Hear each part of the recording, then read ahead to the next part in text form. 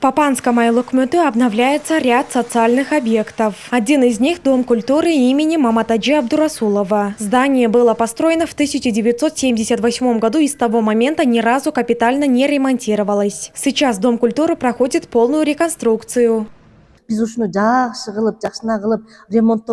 Если здание отремонтировать, оно будет выглядеть достойно в глазах наших гостей. Мы также попросили заменить мебель, установить более удобные кресла для зрителей. В селе Андагул строится современный ФАП. Новый объект обеспечит жителям доступ к оперативной медицинской помощи. Ранее они были вынуждены обращаться за медицинскими услугами в соседние села. Здесь проживают свыше 1000 человек. Из-за отсутствия ФАПа им приходилось ездить в другие села. Мы рады, что у нас теперь будет свой медпункт.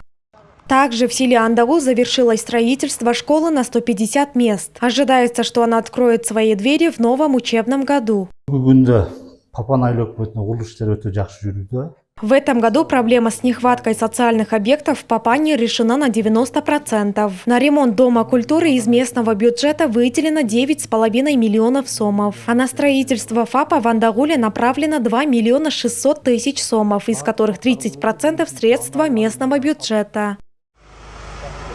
Новые объекты и реконструкция существующих способствует улучшению качества жизни населения. Внимание государства к отдаленным регионам вызывает положительный отклик у местного населения. Айтунук Мамытова, Улар Кайназаров, ЛТР, Ожская область.